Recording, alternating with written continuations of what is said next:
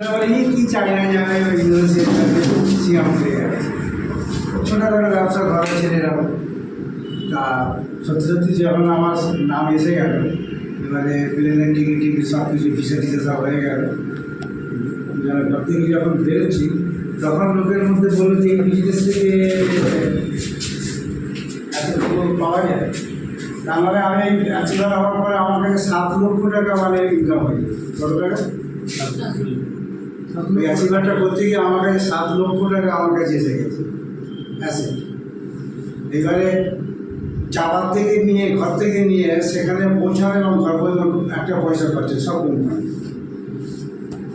এবারে সেখানে যখন যাই বড় বড় যারা লিডার, মানে সব থেকে বেশি বদমাইশি যে আমি ছিলাম ওখানে, বুঝলে তো। সবাই কিন্তু ভদ্র তো শিক্ষিত তো ভালো কথা বলতে করছে, কিন্তু লিডারের সাথে ওরা করলে হবে যখন একই গ্রুপে আছি বা একই জায়গায় আছি তখন কমিটি আছে, লেভেলে হয়তো ছোটো বড়ো হতে পারে।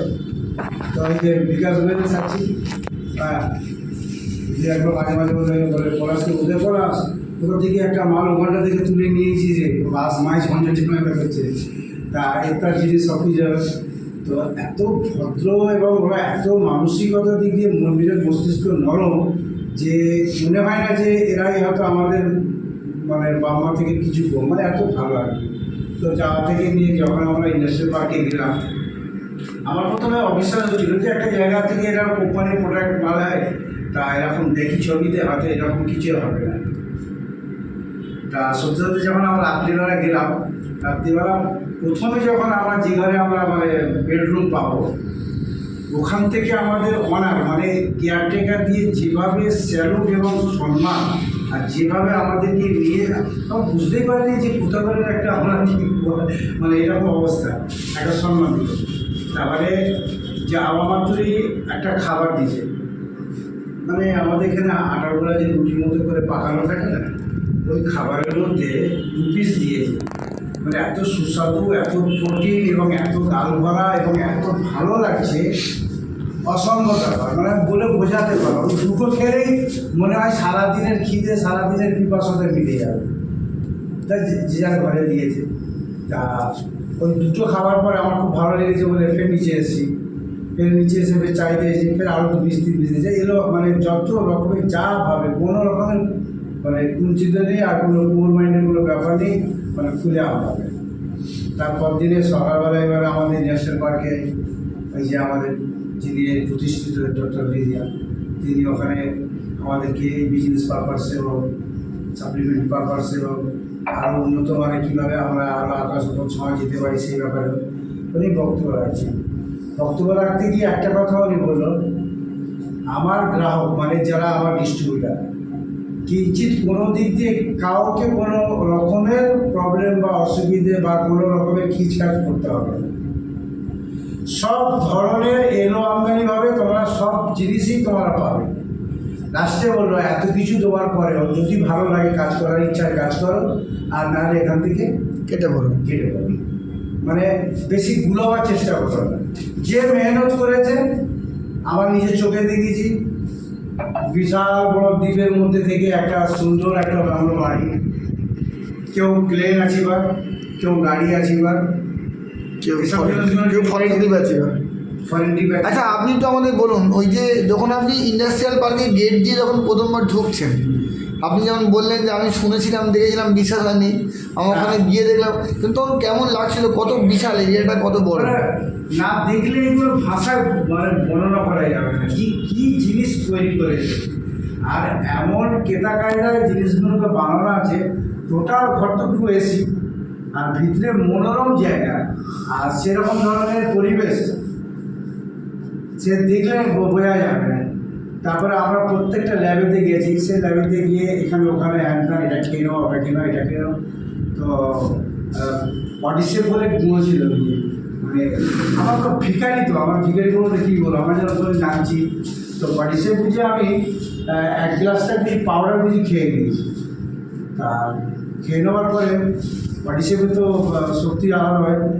পুরো 2 মাস আমার শরীরের এত পাওয়ার ছিল আর এত ইমিউনিটি বা এত মানে মানে কী বলে মিনারেল ছিল যে রোজার মাসে রোজা করতে গিয়ে ভোরেও খেতে হয়নি আর সন্ধ্যেও খেতে হয়নি।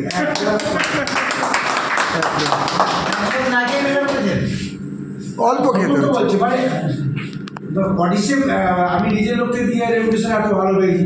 আর এখানে বডিশেপ এরকম একটা জায়গা দেওয়া আছে, যারা গ্রাম গেছে যারা ওখানে ডিস্ট্রিবিউটার হিসেবে আছে ভালো যে তারা কেউ খাচ্ছে কেউ এটা খাচ্ছে সব মানে খোলা আছে, যে যেটা পারে না। আমি বডিশেপটাকে এক গ্লাস নিয়ে খেয়ে নিয়েছি দেশি দিকে খেয়ে নেওয়া একটা কিরকম হচ্ছিল বটে, কিন্তু আস্তে আস্তে তার দিনের পর দিন রোজার মাসটা এখানে এসে শুরু করলাম না, ভোরে খেলে খাওয়ার ইচ্ছা লাগতো না সন্ধ্যে খাওয়ার ইচ্ছা লাগতো, অথচ শরীর ফিট, মানে ওরা এত খাওয়া ওটা লিকুইড স্পিরিট না গুঁড়ো ছিল লিকুইডে ছিল। যেটা পারে। আপনি কোনটা খেয়েছেন? আমি গুঁড়োটা খেয়েছি, ভালো লাগছিল। তারপরে ভিতরে লিকুইডটা আপনাকে ক্ষমতা খেতে হতো না, যেটা 2-3 বার যদি খাওয়া যায় এটা খুব ভরপুর। এত শরীরের মধ্যে যে প্রোটিনটা আমার ওই সময় নষ্ট ছিল, আমার মনে হয় পুরোপুরি প্রোটিনটা দিয়ে আমাকে পুরো পর্যাপ্ত পরিমাণে একটা সেভেন লেভেল করে দিল। তারপরে ওই ল্যাবের মধ্যে মানে অনেক ম্যামরা আছে, অনেক ভালো ধরনের লোকরা আছে, মানে গ্রাহকদের সাথে আমাদের ডিস্ট্রিবিউটারের সাথে ওখানে ব্যবহারভাবে এতভাবে যে যেটাভাবে করছে, যে যেটাভাবে ঘাঁটতে চাচ্ছে, যে যেটাভাবে দেখতে চাচ্ছে, যে যেখানে মানে খুব স্বাভাবিকভাবে সাধারণভাবে নিজের মতো করে করাচ্ছে। তো আমরা শুনছি, আমরা বুঝতে পারছি, আমরা যখন সত্যি সত্যি সবাই মিলে টিম তৈরি করে যখন আমরা অ্যাচিভার হব তখন দেখবে আমরা প্রত্যেকে ওখানে গেলে পরে আমরা বুঝতে পারবো। হ্যাঁ, তো এবারে দুবাইতে তাকে শুনি যে দুবাই যেতেই হবে আপনাকে, আমাদের সবাই মিলে যাওয়া হবে ইনশাআল্লাহ। ঠিক আছে, একদম।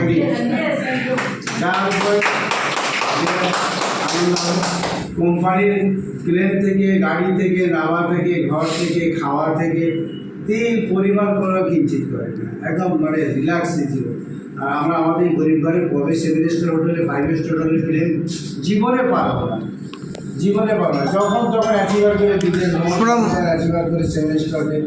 তারপরে কোম্পানির এই কাজ করার জন্য আমরা তো খুব ভালো টিম তৈরি করতে পারে যে কেউ যদি মনে করে যে আমি এখান থেকে মাসে 1.5 লক্ষ টাকা রোজগার করবো, এত সহজ পদ্ধতি আর এত ইজি কেন সহজ? আমি যে জিনিসটা নিয়ে মানুষের কাছে পৌঁছাচ্ছি পৃথিবীর সেরা জিনিসের মধ্যে দম আছে। অর্থাৎ আমাকে কেউ একবার ব্যবহার করার পরে কেউ নেগেটিভ বলতে পারবে না যে দোষ পাই না, তুমি এই জিনিসটা দিলে আমি তো কিছু কাজে পাচ্ছি না, কীরকম ব্যবহার, এটা একটা অপপ্রচার হবে। কিন্তু এখানে সে তো বলবে যে জিনিস যা দিয়েছে দুর্ধর্ষ দিয়েছে, হয়তো আমি পাচ্ছি না, কিন্তু আলাদা কথা জিনিসের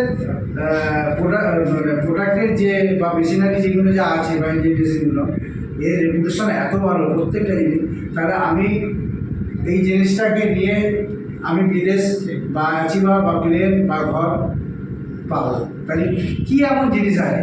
সত্যি যখন জিনিসটাকে হাতে দিলাম, প্রত্যেকটা জিনিসের মধ্যে দম আছে। বাজারে নিয়ে মুখ ফুলিয়ে বিক্রি করে বা মানুষকে বুঝিয়ে বা মানুষের কাছে নিয়ে গিয়ে মানুষকে খাইয়ে মানুষকে ব্যবহার করে তার যে রেপুটেশনটা নিজেকে সরলভাবে দাঁড়ানো যায়। তাহলে যেমন পয়সা রোজগার, এত পয়সা কেন না? এই প্রোডাক্টের দম আছে, ওই জন্যই আমি এটা বাজারে খেলে মেলেভাবে মানুষজনকে দিয়ে একটা টিম তৈরি করে সবাইকে একটা সিস্টেমে নিয়ে বিজনেসটা করতে পারছি, কেউ নেগেটিভ করছে।